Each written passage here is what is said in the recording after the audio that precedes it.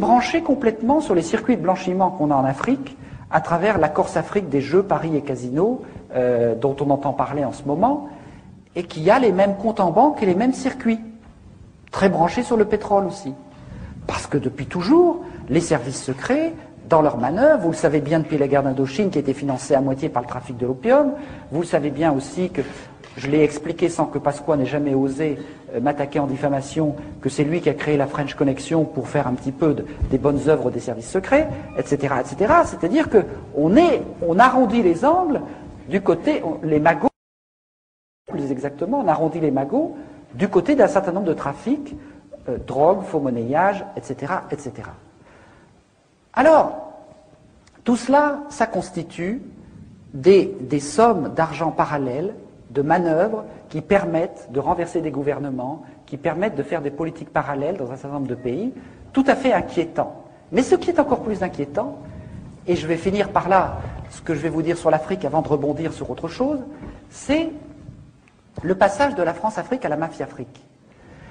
Parce que dans cette histoire de l'Angola, vous avez le pourboire pour Jean-Christophe Mitterrand, 13 millions, vous avez 3 milliards pour Guédamac, 3 milliards pour Pierre Falcon, et quand vous passez à Guédamac, c'est 30, 40, 50 milliards qu'on commence à entrevoir.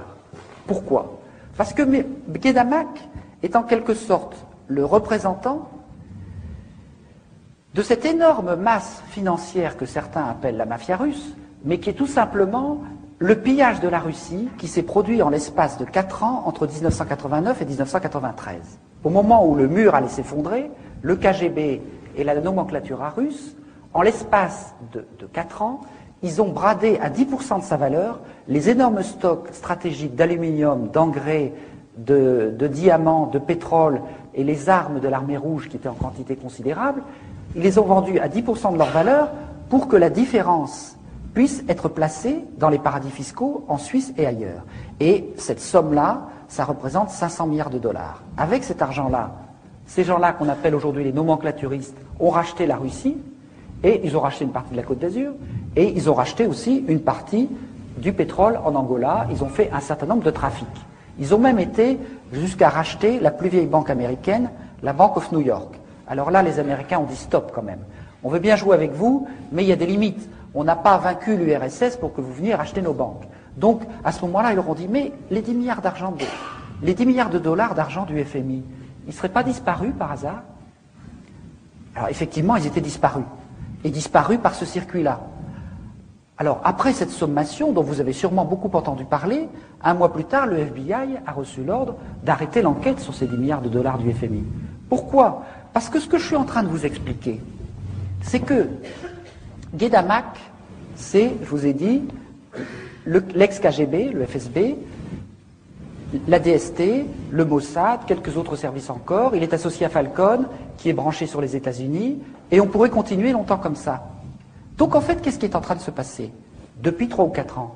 C'est que ces nappes souterraines parallèles gérées dans l'orbite des lobbies militaro-industriels, des pétroliers et des services secrets sont en train de s'interconnecter.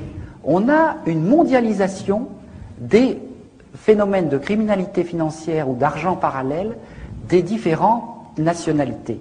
Et c'est ça qui est en train de se passer à travers des personnages comme Guédamac, qui est en quelque sorte le porte-parole de la masse financière russe.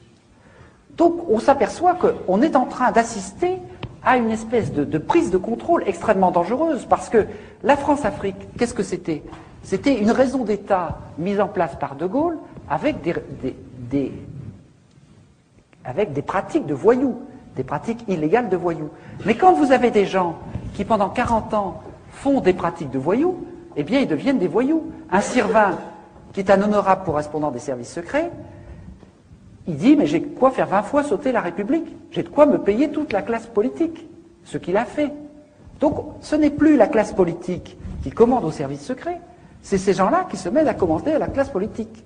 Donc tout ça est extrêmement inquiétant par rapport à notre démocratie, outre que ça contribue à détruire l'Afrique et à lui coller des dettes qui n'ont ni queue ni tête.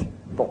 Mais je voudrais maintenant terminer assez rapidement en passant sur l'enjeu politique majeur qui est derrière tout ça. Derrière tout ça, il y a d'abord le problème de l'accélération incroyable de la délinquance, de la criminalité financière, de la dérégulation financière, qui est en train de constituer un gouvernement parallèle du monde. Bon. Et une partie des événements récents s'explique aussi par cela. J'espère que certains d'entre vous ont lu Révélation ou la boîte noire, parce que tout ça est parfaitement expliqué là-dedans. En fait, tout cela, la criminalité financière, peut paraître mystérieux, mais c'est pas si compliqué que ça. En fait, qu'est-ce qui est en train de se passer dans cette mondialisation négative? C'est que, autrefois, pourquoi avons-nous été capables de dilater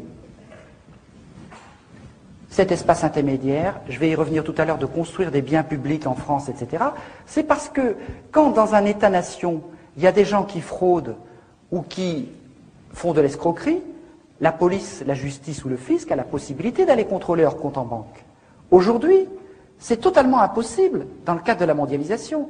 Le juge Van Ruymbeck vous explique qu'un mafieux qui place 10 millions de dollars d'argent de la drogue en Suisse, à Genève ou à Lugano, en 24 heures, il crée 4 sociétés écrans dans 4 paradis fiscaux, il fait 4 virements, et si un juge vient le savoir par miracle, il lui faut 1 an et demi pour remonter chaque virement. C'est-à-dire 6 ans pour remonter ce que quelqu'un a déplacé en 24 heures. Par conséquent, on est dans un système d'impunité totale. Et il n'y a aucune raison que ça s'arrête. Aujourd'hui, la moitié des transactions financières internationales passent par les paradis fiscaux. 1 000 milliards de dollars chaque année d'argent du crime rentrent dans le système bancaire, y compris dans les plus grandes banques françaises.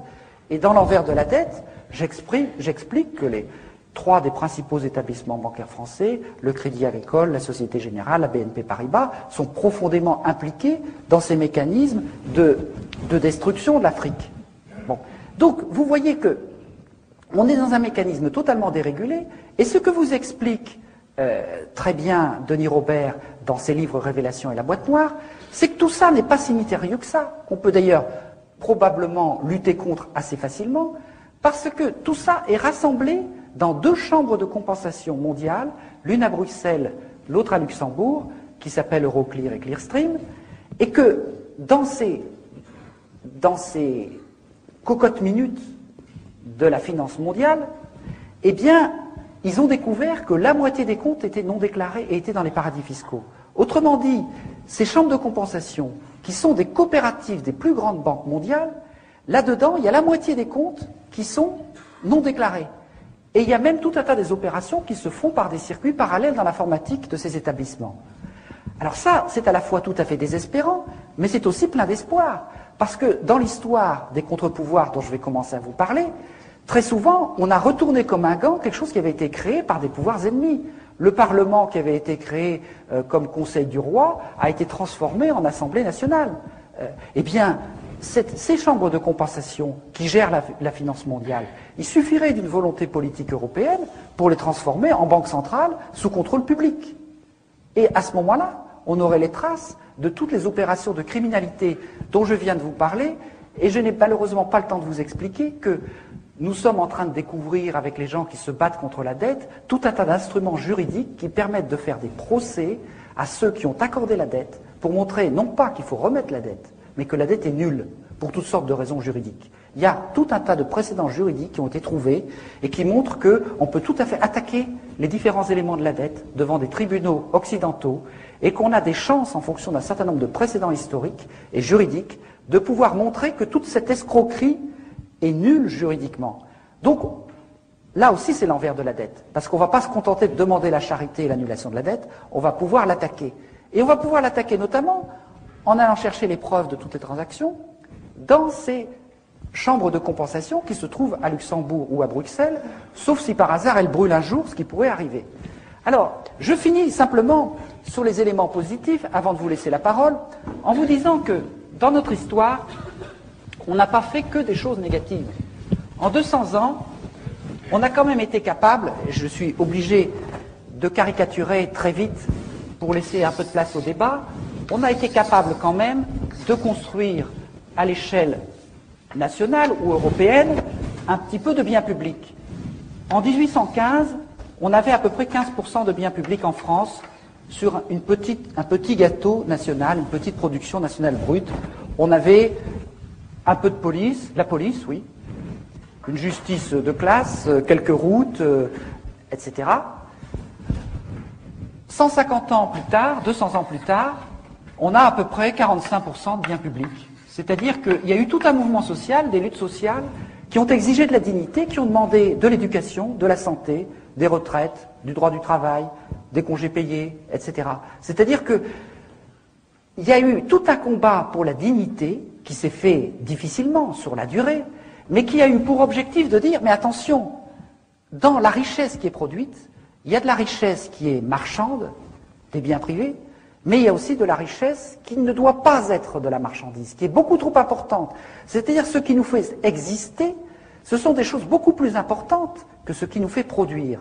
Et même aujourd'hui, il n'y a plus personne à la Banque mondiale, contrairement à ce que vous croyez, qui ose défendre le principe, ou contester le principe, qu'un peuple bien éduqué et en bonne santé est plus efficace économiquement qu'un peuple malade et analphabète. C'est-à-dire que un niveau de biens publics suffisant est absolument indispensable, y compris pour la prospérité économique. Mais pas seulement. Tous les pays qui sont classés en tête aujourd'hui en matière de développement humain, un indice statistique qui ne comprend pas que la seule richesse économique, eh bien tous ces pays ont au moins 35 à 40% de biens publics. Donc on voit bien que ceux qui se battent pour le maintien d'un haut niveau de biens publics se battent en fait pour des biens de civilisation, des biens de dignité. Ce qui fait que dans un pays, tout le monde et tout n'est pas à vendre.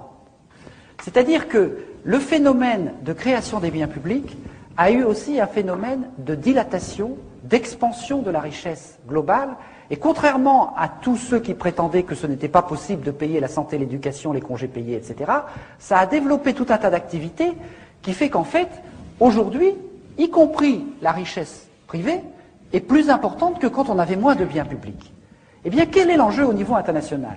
Aujourd'hui, au niveau international, on a 0,3% de biens publics à l'échelle mondiale. Quelque chose de ridicule.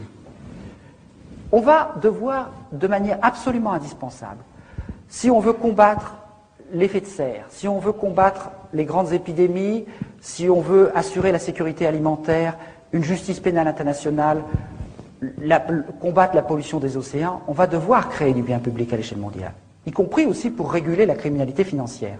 En même temps, les deux jeunes Guinéens qui, en s'envolant dans une soute d'avion, il y a 2 ans, ont dit aux dirigeants d'Europe, nous sommes des êtres humains, nous avons droit à l'éducation et à la santé. Ils sont morts de froid, mais ils ont été enterrés comme des prophètes dans leur pays, et c'est des prophètes. Ils ont parfaitement raison. On ne pourra pas ne pas leur donner raison. C'est inévitable. Donc, nous allons conquérir, tous ensemble, des biens publics à l'échelle mondiale. Et ça change totalement le principe de la solidarité internationale. Parce que là, ce n'est pas nous qui allons les aider à travers une espèce d'aide au développement néocoloniale, plus ou moins charitable et plus ou moins détournée. Ceux qui vont se battre pour conquérir du bien public parce qu'ils ne l'ont pas, eh bien, en fait, c'est eux qui vont nous aider. Parce que c'est eux qui vont initier un jeu à somme positive par rapport à une humanité qui aujourd'hui va droit dans le mur en confinant ses richesses à un tout petit nombre. Donc on se rend compte que la perspective d'une construction des biens publics à l'échelle mondiale, sur laquelle nous avons beaucoup travaillé et qui est beaucoup plus accessible que vous ne pensez, parce que nous avons dans notre mémoire le souvenir de la manière dont nous les avons conquis, eh bien, cette construction des biens publics à l'échelle mondiale renverse complètement la perspective de la solidarité internationale. Et à partir de là, j'en viens maintenant tout de suite à ma conclusion, si un Jean-Christophe Mitterrand, qui plaide son innocence dans tous les sens du terme, est capable de planquer 13 millions de francs en Suisse pour ne pas payer l'impôt, ça veut dire que bientôt il n'y aura plus que les pauvres et les imbéciles pour payer leurs impôts, c'est-à-dire pas grand monde. Qu'est-ce que c'est que ça ici? C'est pas la quête à la sortie des églises, c'est le fisc. Le fisc, c'est une œuvre de civilisation. Il n'y a pas de bien public s'il n'y a pas un petit peu de solidarité collective. Qu'est-ce que c'est que les paradis fiscaux? C'est la destruction du fisc, c'est-à-dire la destruction de tout ce que nous avons conquis en 2 siècles.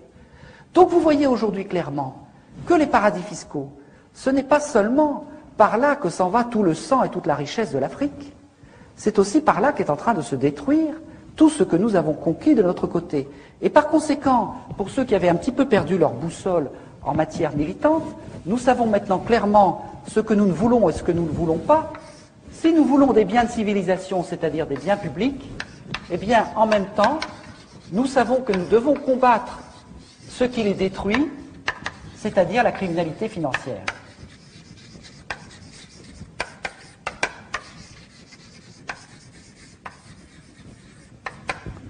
Voilà.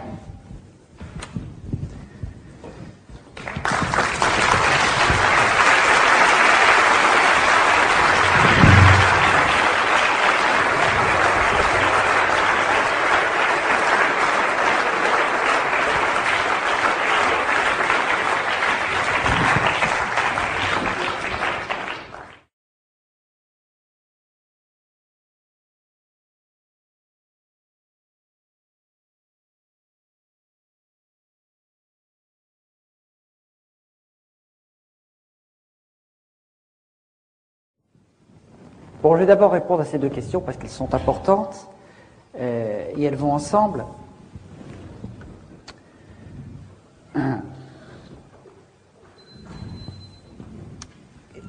Ce qui est difficile quand je viens de faire cette démonstration, c'est que je vous parle des délires de l'étage supérieur. Mais il y a encore beaucoup de gens qui se battent à ce niveau-là. Il y a encore des juges intègres, il y a encore des journalistes honnêtes, etc., etc. Il y a un certain nombre de gens qui ne sont pas totalement hors des règles du jeu. Même si par rapport à la justice et au droit, pour dire les choses autrement, la démocratie, c'est d'abord la capillarisation des contre-pouvoirs, c'est-à-dire le fait qu'à cet étage-là, un certain nombre de gens défendent les règles du jeu contre des gens qui les méprisent. Et évidemment, si les contre-pouvoirs disparaissent, il n'y a plus de démocratie. Or aujourd'hui, ce que j'explique dans mon dernier livre Noir Chirac, c'est que Chirac a partie liée totalement avec ceux qui sont en train de verrouiller très rapidement deux des contre-pouvoirs majeurs qu'il y a en France, c'est-à-dire la justice et les médias, la haute hiérarchie judiciaire et la propriété progressive d'un certain nombre de médias, l'un des derniers épisodes étant le Figaro, conquis par Serge Dassault, l'héritier du lobby militaro-industriel, mais c'est pas fini. Donc on voit bien que à la fois, aujourd'hui, on assiste à des choses qui donnent un espoir formidable. Hier, dans Le Monde, vous avez vu, nous avons créé une association avec Maître Bourdon, qui m'a défendu contre les chefs d'État, et cette association a porté plainte au nom de 7 paysans camerounais dont les plantations ont été massacrées par un exploitant forestier français. C'est et en fait, on en a tout à fait le droit, puisque Rougier est de droit français. Et par conséquent, nous avons créé une association pour porter les plaintes des gens qui sont victimes au Sud des sociétés françaises. Et c'est tout à fait possible. Mais il y a beaucoup d'autres choses dans le même genre. Pour la première fois, un trafic d'armes a été dénoncé par un petit juge, comme on dit. Qu'est-ce qui est en train de se passer? Il y a 40 ans, Maître Jacques Vergès inventait la stratégie de rupture pour défendre les Algériens colonisés qui se battaient pour leur indépendance en disant « Nous contestons radicalement la justice française ». 40 ans plus tard, Maître Vergès a changé de camp et avec les avocats des puissants, il est obligé d'inventer une stratégie de rupture pour essayer de déstabiliser les juges, Courroy, Van Humbeck ou les autres, qui sont en train de combattre les puissants. C'est quand même étonnant, c'est un signe d'espoir, ça. Quelque part, la justice aurait-elle commencé à changer de camp? Mais je pourrais vous donner des tas d'exemples. Il y a aujourd'hui tout un tas de procédures contre Sassou Nguesso, contre un certain nombre de dictateurs africains qui sont en train de naître à partir des lois internationales sur les crimes contre l'humanité, des lois de compétences universelles, etc. Si vous voulez, le problème, ce que je voudrais vous expliquer, mais je n'ai pas beaucoup de temps, c'est que, en fait, dans la lutte entre la mondialisation mafieuse, criminelle ou des puissants et la mondialisation des règles du jeu, la première, c'est comme un moteur au kérosène. C'est-à-dire, elle part à toute allure parce qu'elle saisit les opportunités. Et en fait, les gens comme vous et moi, les gens de la société civile qui se battent pour défendre un certain nombre de choses, c'est comme un moteur au diesel. Ils démarrent avec un temps de retard, ils attendent de s'apercevoir que c'est insupportable pour réagir. Mais rassurez-vous, dans l'histoire, les moteurs au diesel vont beaucoup plus loin que les moteurs au kérosène. C'est-à-dire que quelque part, ils commencent à comprendre, et je pourrais vous donner des milliers d'exemples, ils commencent à saisir les mécanismes, et à ce moment-là, la situation se retourne. Regardez tout ce qui s'est passé autour des paradis fiscaux. Il y a 3 ans, on aurait parlé des paradis fiscaux, il y a à peine un Français sur 10 qui savait ce que c'était. Dans 2 ans, on fait un référendum en Europe pour ou contre les paradis fiscaux, en partie grâce à vous, on gagnera le référendum contre les paradis fiscaux. J'en suis sûr, parce que leur nocivité est en train de se connaître de plus en plus grâce à des organisations comme ATTAC, dont nous sommes cofondateurs, qui font un travail assez formidable à ce sujet. Je prends par exemple le problème du scandale du non-soin des Africains malades du sida. Bon, tout le monde pensait qu'il était impossible de faire quoi que ce soit. Le lobby pharmaceutique, c'est sans doute l'un des lobbies les plus puissants au monde en termes de corruption. Et il y a 3 ou 4 petites associations qui ont dit, mais si on prive les Africains de médicaments, ça veut dire que le lobby pharmaceutique est un marchand de mort. Et ils ont dit, marchand de mort, marchand de mort, marchand de mort, marchand de mort. Mais le lobby pharmaceutique, c'est un fonds de commerce.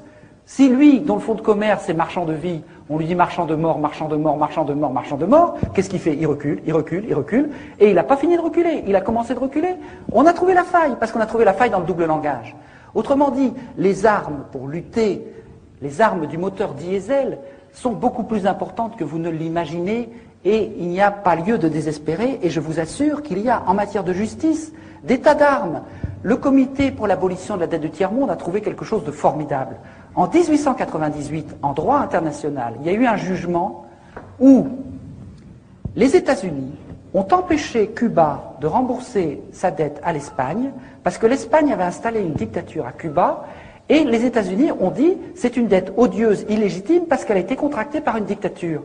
Mais si on applique ce principe de droit international, il y a beaucoup de pays africains qui vont vite être libérés de leurs dettes. Or, c'est les États-Unis qui ont mis le précédent en avant. Donc, on a quand même quelques armes juridiques. Et je pourrais vous en citer des quantités comme ça. Donc, il ne faut pas du tout jeter le manche avant la cognée. Il faut se dire, on a démarré plus tard, mais regardez le forum de Porto Alegre, le forum de Davos. C'est vraiment le concentré de l'étage supérieur. En 2 ans, Porto Alegre a ridiculisé Davos. Et c'est pas fini. Donc, il ne faut pas désespérer.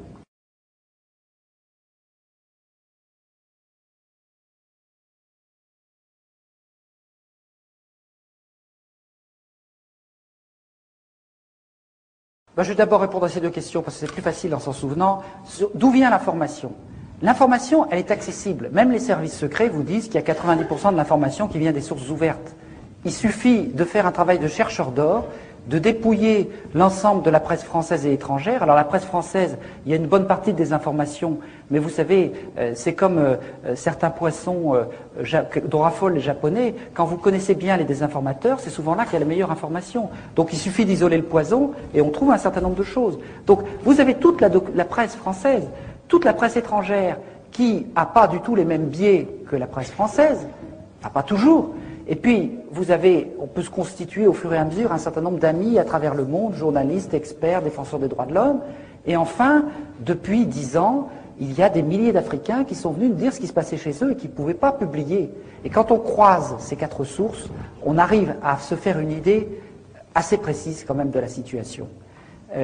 Sur les causes internes, vous avez tout à fait raison d'évoquer ça parce que j'étais tellement pressé d'arriver à la fin que j'ai oublié une précaution oratoire que j'utilise chaque fois, c'est de dire que je n'allais pas beaucoup parler des causes de la responsabilité des Africains dans cette situation, non pas qu'elle ne soit pas aussi importante, mais parce qu'on vous en parle tout le temps, et qu'il me semblait utile de faire l'information sur dont on ne vous parle pas, c'est-à-dire les responsabilités de l'extérieur. Mais ce serait évidemment une forme de néocolonialisme à l'envers que de dire que les Africains n'ont pas une part importante dans cette situation. Alors, à ce propos, je voudrais dénoncer 2 armes extrêmement importantes, 2 armes idéologiques très importantes du néocolonialisme en Afrique. Et une 3e. La 3e, c'est le mépris, mais j'en ai déjà parlé. C'est-à-dire que quand vous discutez avec des gens qui opèrent ces manœuvres de la France-Afrique ou de la mafia-Afrique, ils ont un mépris incroyable de l'Afrique, un mépris invraisemblable. Ils disent l'Afrique c'est une page blanche, on peut faire ce qu'on veut, il n'y a pas de créativité politique et culturelle, etc. Ce qui est une connerie monumentale, c'est quand on connaît l'histoire de l'Afrique, mais en même temps, il y a un certain nombre d'Africains qui finissent par le croire. Et ça, se libérer de l'effet miroir de ce mépris, c'est un premier point extrêmement important. Le deuxième point, c'est que je vous ai expliqué qu'après la colonisation et l'esclavage, l'Afrique a hypertrophié ses solidarités de proximité. Elle doit reconstruire l'étage des règles du jeu et de l'échange et l'étage de son accès à la société monde. Or, il y a deux idéologies qu'on inculque à l'Afrique et qui l'empêchent en permanence de sortir de là, qui la fait retomber là-dedans. C'est l'idéologie qui consiste à dire la fatalité de la corruption. Parce que s'il y a fatalité de la corruption en Afrique, qu'est-ce que ça veut dire?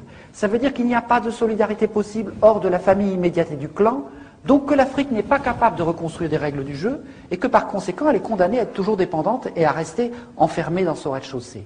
Or, il y a tout un tas de gens qui vous disent « la corruption c'est pas grave, c'est naturel, etc. etc. » Vous savez très bien que quand je dirais, ce que l'Afrique a de valeur et de tradition, ce n'est pas le pillage, le mensonge, etc. On apprend autre chose. Mais après ça, on vous dit, vous ne pouvez pas fonctionner à l'étage supérieur sans la corruption.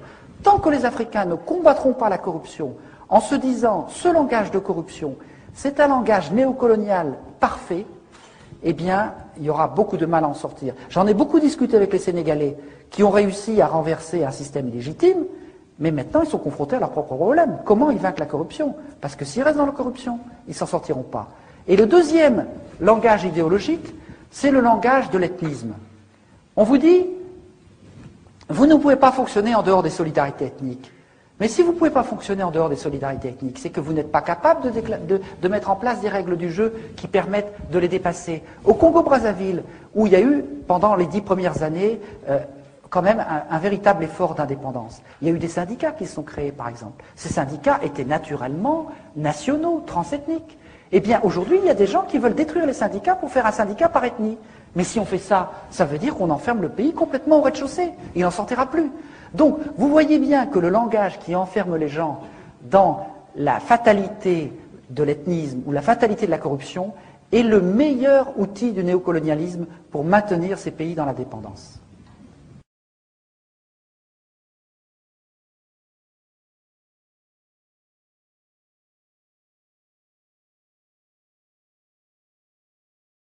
Alors sur le lien, ce lien je le fais dans le dernier ouvrage Noir Chirac, justement le lien entre l'approche de Dominique Lorenz et l'approche de la France-Afrique. C'est en fait le lien des stratégies de la guerre froide. Mais je n'ai pas le temps de développer ici. Disons que je préfère vous inviter à le lire parce que ce serait trop long. Je mets 100 pages à expliquer tout ça, donc ce serait vraiment trop long. Mais ce que je décris pour le pétrole est vrai de toutes les matières premières. C'est vrai du scandale abominable de la destruction des forêts équatoriales, c'est vrai des diamants, bien sûr, c'est vrai de l'uranium, c'est vrai du cacao, c'est vrai de... je ne sais pas, moi, j'en oublie. Donc, ce système de pillage de la rente, c'est vrai de la pêche, par exemple, dans des proportions scandaleuses. Bon. Donc ce système-là, il s'applique à toute l'exploitation rentière des richesses de l'Afrique. Et la deuxième question, c'était... Oui, sur le tribunal pénal international, je sais qu'il y a un certain nombre de gens qui sont sceptiques, mais nous nous battons énormément. Non pas, je ne parle pas du tribunal pénal international de La Haye ou tout ça, je parle de la Cour pénale internationale qui va démarrer à la fin de l'année. Bon. Il faut savoir quand même, en termes de biens publics, c'est quelque chose d'essentiel. Quand il y a eu, en 1945, la réaction du monde entier après le génocide des Juifs, plus jamais ça, les pays ont été obligés de réunir la Convention de Genève contre le génocide.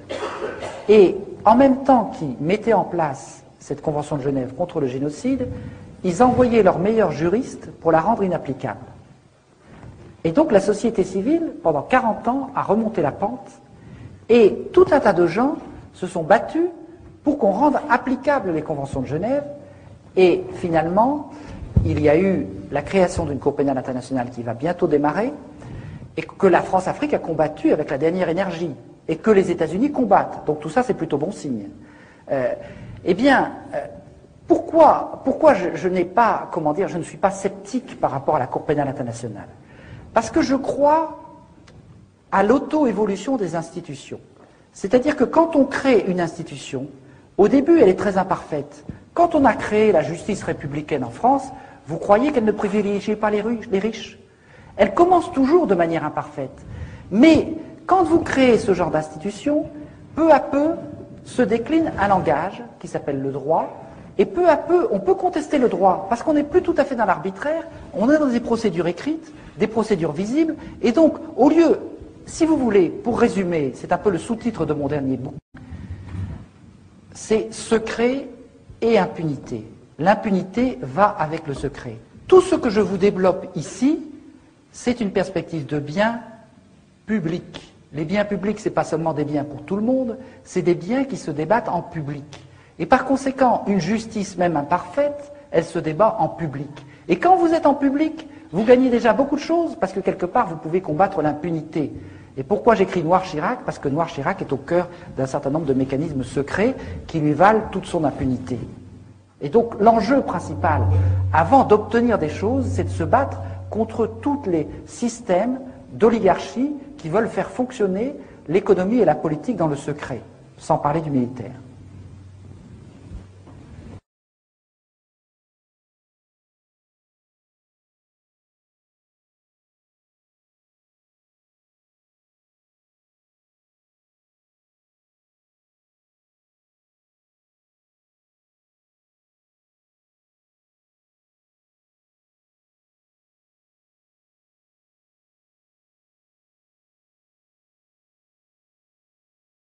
Alors je voudrais vous dire que je suis entièrement d'accord avec tout ce que vous avez dit. Tout ce que vous dites, c'est exactement le même constat que nous faisons. Je constate, je crois que vous êtes un peu plus de 200 aujourd'hui. Il y a 3 ou 4 ans, il y aurait eu 15 personnes. Si vous voulez, nous devons vaincre en France quelque chose de terrible. Les Français n'ont pas plus envie de savoir les crimes qui ont été commis par la France en Afrique, des crimes abominables depuis 100 ans, que les Autrichiens de savoir qu'il y avait proportionnellement plus de nazis en Autriche qu'en Allemagne. C'est-à-dire que, quelque part, il y a une protection extraordinaire de l'ensemble des médias, de la classe politique, mais aussi des citoyens contre les mauvaises nouvelles. Je suis en train de vous apprendre des mauvaises nouvelles. Et dans un premier temps, ça fait mal d'apprendre des mauvaises nouvelles. Après ça, on a envie de se battre. Mais personne n'a envie de franchir cette étape. Donc, nous avons dû lutter pendant 10 ans contre une résistance sourde de tout un tas de gens qui voulaient dire tout ça, ça n'existe pas. Nous avons été capables d'imposer le concept France-Afrique. Aussitôt, quelques journalistes bien payés ont été envoyés dans les journaux pour dire la France-Afrique c'est fini depuis 5 ans ou 10 ans.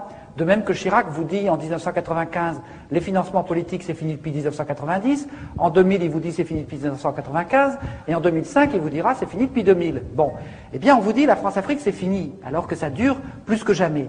Mais ce que je remarque, c'est quand même qu'il y a de plus en plus de gens qui ont envie de savoir et qui commencent à sentir, comme vous le disiez très bien, que ce n'est pas seulement le malheur des Africains qui est en train de se faire, c'est notre propre malheur.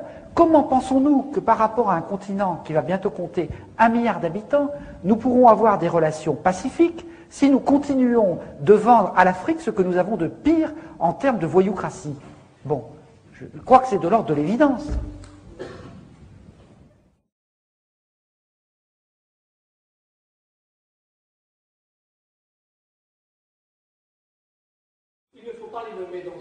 Mais je vais les nommer, je vais vous le dire, puisque j'en mets un chapitre complet dans Noir Chirac, il y a toute une partie qui traite de ça nommément avec tous les gens. Bon.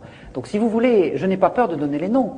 La Grande Loge nationale française, qui est la franc-maçonnerie la plus à droite, essentiellement, mais beaucoup plus. Aujourd'hui, tous les chefs d'État africains, france-africains, appartiennent à la GNF.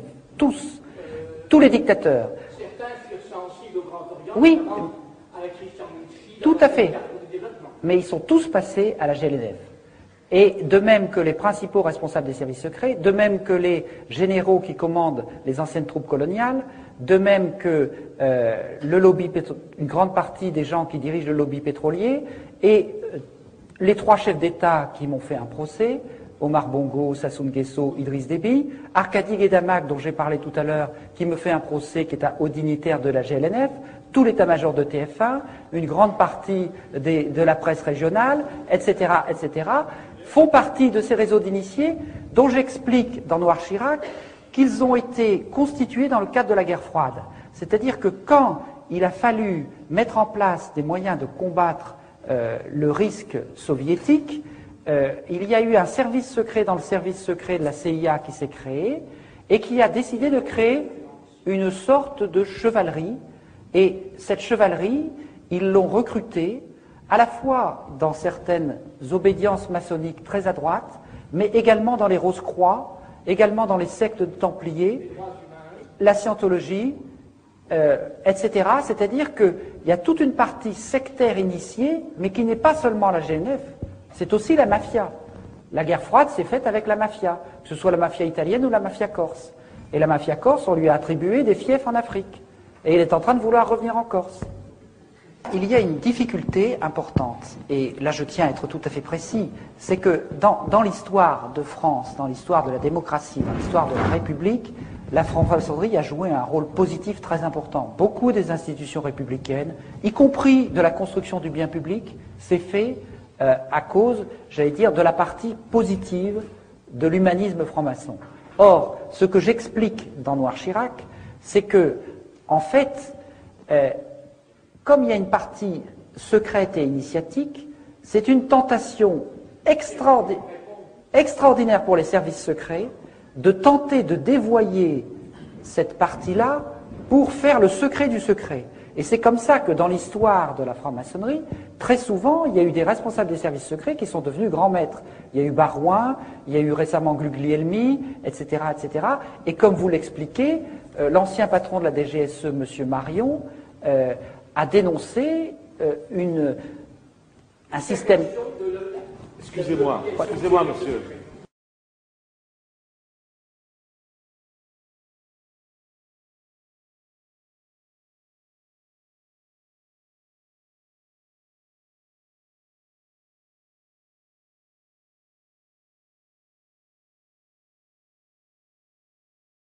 Vous avez tout à fait raison. Tous ces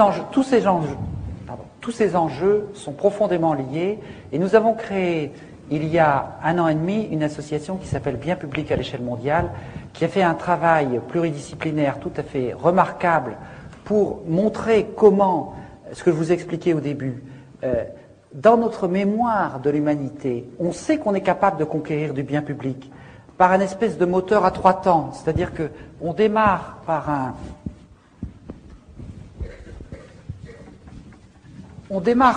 un bien désirable, c'est-à-dire qu'un bout d'humanité considère qu'il y a quelque chose qu'on doit absolument avoir ou qui est insupportable. Par exemple, l'absence de soins pour les malades du sida ou, à un moment donné, le besoin de pouvoir donner l'éducation aux enfants, etc.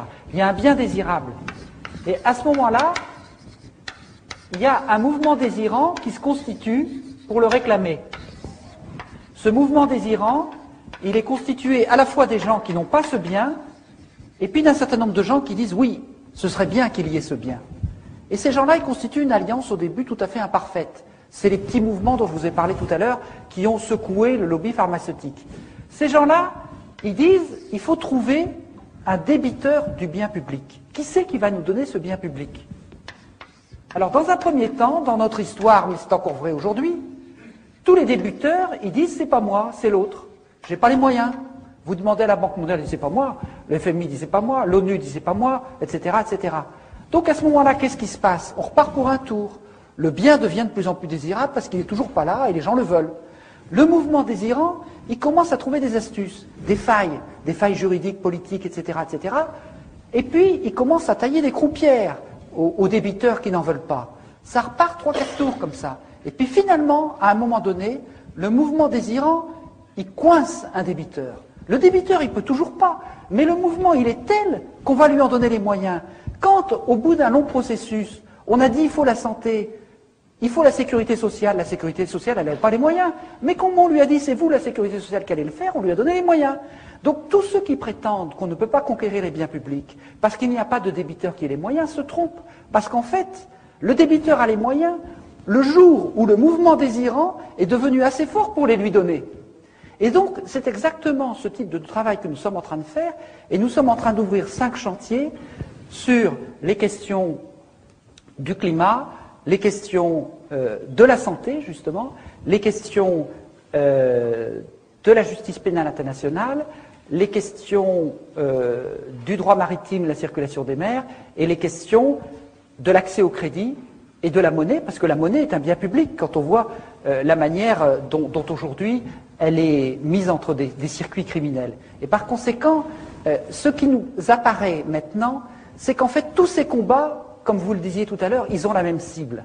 Que ce soit les problèmes de farine animale, que ce soit les problèmes du lobby pétrolier qui refuse de lutter contre l'effet de serre, que ce soit les problèmes de destruction des forêts, c'est toujours la criminalité financière et la dérégulation qui est derrière. Et par conséquent, on peut tout à fait mener des combats communs.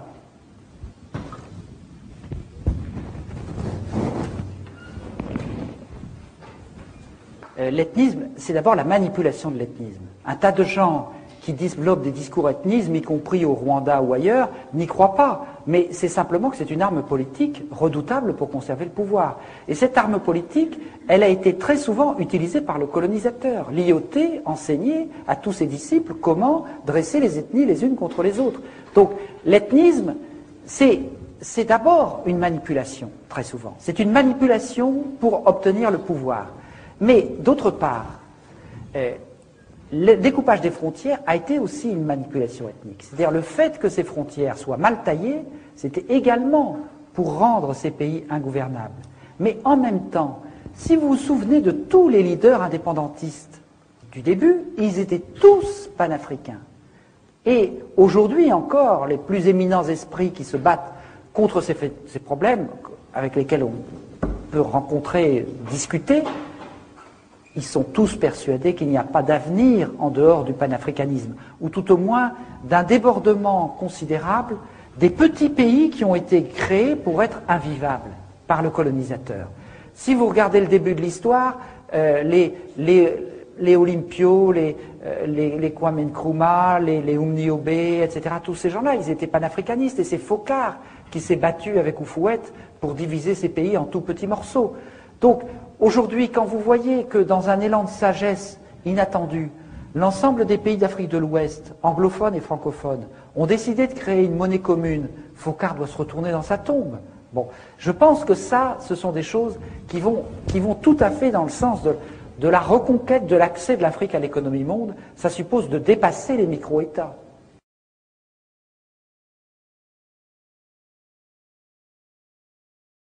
Mais justement, si vous voulez, c'est tout l'enjeu, et je voudrais finir par ça, c'est que aujourd'hui, le néocolonialisme a pris au moment de l'indépendance des gens qui étaient ici, fonctionnant en clan ou en famille, pour les mettre ici et pour fonctionner exactement de la même manière, en court-circuitant complètement l'émergence des contre-pouvoirs, et chaque fois qu'il y en a qui sont apparus, on les a plus ou moins éliminés. Ce n'est pas un hasard si dans ces États rentiers, gouvernés par des clans, chaque fois qu'il y a des gens qui veulent créer de la richesse économique ou des activités, l'administration fait échouer la création d'activités parce qu'un développement productif suscite des contre-pouvoirs des classes de travailleurs et d'entrepreneurs qui ne dépendent pas de l'État.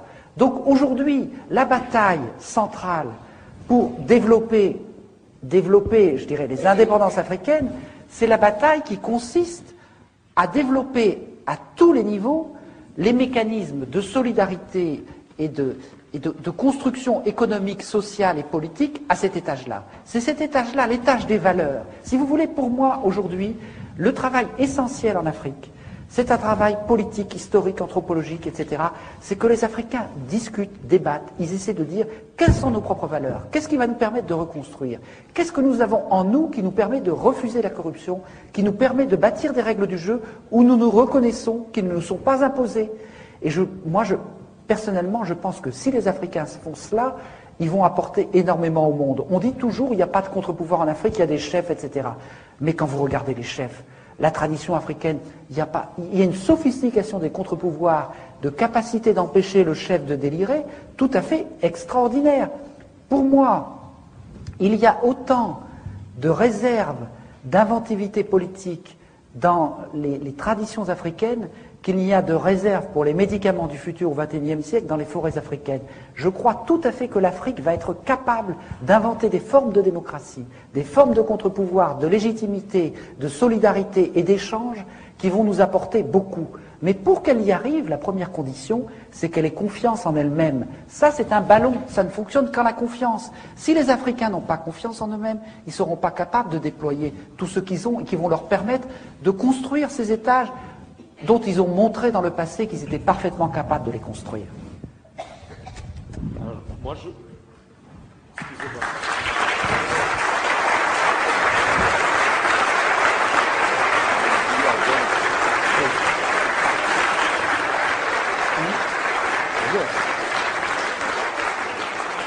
Oui, je voudrais simplement, pour terminer aussi, féliciter une maison marseillaise, Agone, qui s'est lancée dans la publication très courageuse des dossiers noirs, car il faut un certain culot pour publier cette littérature.